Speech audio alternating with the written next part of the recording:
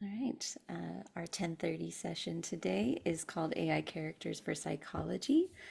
We have some great panelists for you here. We've got Shannon Hunt, who, if you attended the earlier session, you got to hear a little bit from her already, but she's being joined now by Freddy Tung as well. So we're looking forward to hearing what they both have to share. Thank you, Callista. Awesome. Well, thank you, everyone. I will have the pleasure of kicking us off. So today we'll be talking a bit about AI characters and psychology education, specifically how it's utilized in one of our LAPU courses. Next slide, Shannon. Maybe. There we go. There we go. Yeah.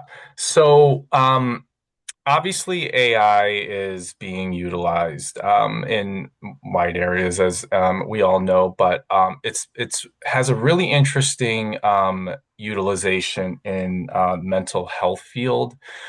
So specifically, mental health counseling. Actually, if you can jump to the next slide, Shannon, I think it'll have a bit more of what I'm about to go on. Yep. So what we're kind of seeing is how AI is being utilized a bit more, specifically for counseling purposes.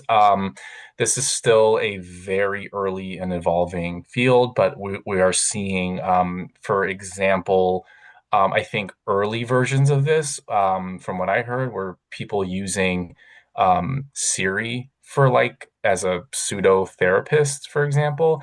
And now people kind of using ChatGPT for even to bounce things off of or even to talk to. But we're also seeing AI being used specifically in counseling and therapeutic purposes.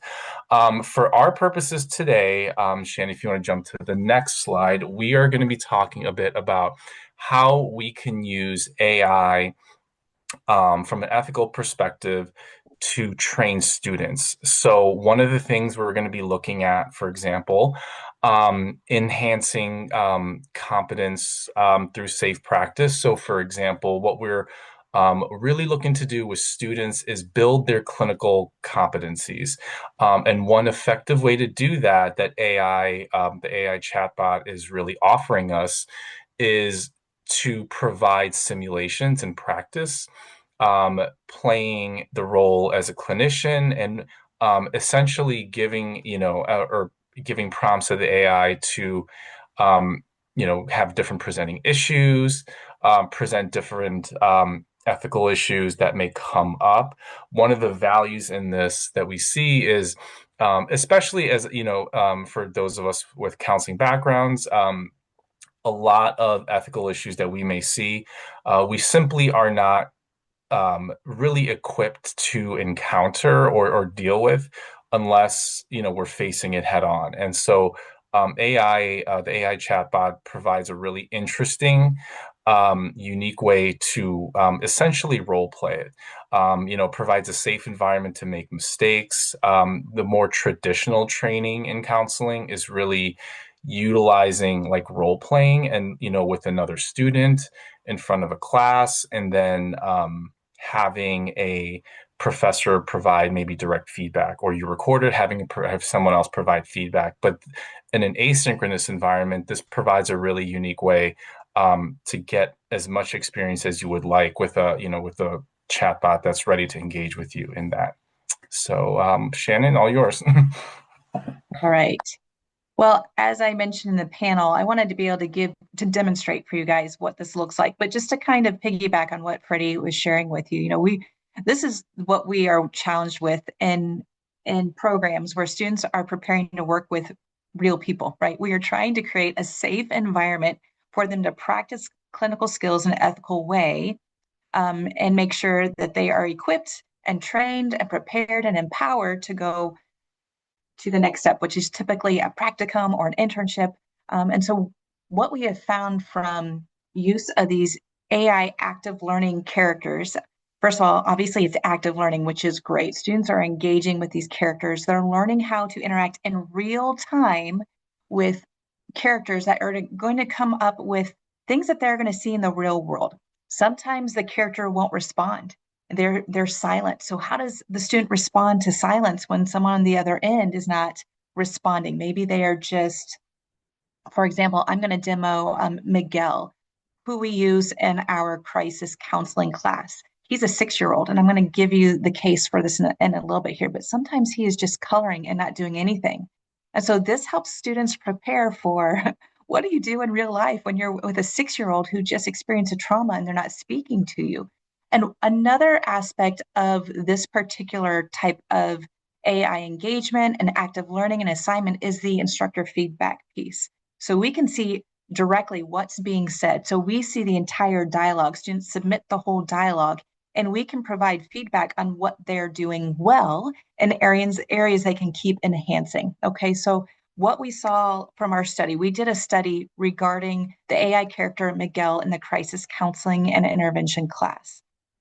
What we're seeing from the outcomes is really great. We're seeing from the qualitative feedback from the study is that students really find that the characters are actually realistic and there's realistic reactions from them, and the benefit of practicing in real-time conversations with them. So that's really great. Obviously, we talked about this in the panel as well. We're seeing great outcomes in terms of just GPA too. Students who are using active learning with these AI characters, but also Spark, which we talked about in the panel too, which is an AI assistant.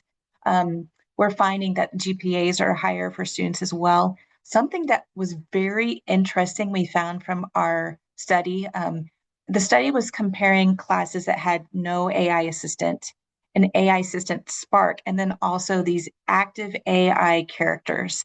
And we're seeing that the active learning with AI characters is kind of heads above everything else right now. So I encourage including these type of active learning features of AI in your classrooms. But one thing that we thought was very interesting was the perceived belonging outcomes from the study. And this could be, again, because it feels like they're really learning these skills and engaging with a person, although it's a character, they get to practice these skills. But I think that the instructor feedback piece is also very helpful for you actually to see the conversation and what your instructor is saying about your skills, how well you're doing, in areas you can keep enhancing, and tips to do this. So I'm going to go ahead and share with you guys my screen here. Let me know if you can see this. Can you guys see Miguel? I'm Miguel. Can you see that on your screen? Yes, Todd, thanks for the thumbs up here. Okay, this is what it looks like with our characters AI. Now, let me let you know this particular character AI is not through Nectar. The ones we have crafted for our motivation class are through Nectar. So Nectar does use character AI. This was just the first iteration in our class that we did a while ago, okay? But they have the same features. So I'm going to show you what it looks like when you have an AI character. This character was trained with this particular case. So this is a crisis counseling and intervention class, okay? So don't freak out when I tell you what the case is, okay? So it is for this type of class. So Miguel is a 6-year-old little boy. He was playing ball with his brother, who is 4 years old, Lucas, okay? And they're playing in their yard. The ball rolls into the street, and his brother was hit by a vehicle, okay? The brother is okay. He is in the ICU at the hospital, okay? But students come in, and in this particular case, they are a chaplain at the hospital, and they're asked to engage with Miguel. And they're told some things like Miguel has not been talking since the accident and those type of things. So this character has been trained with this case. And so a student will come in, and please let me know if you cannot see this. And I might say something like, sorry, that's in all caps. Hello.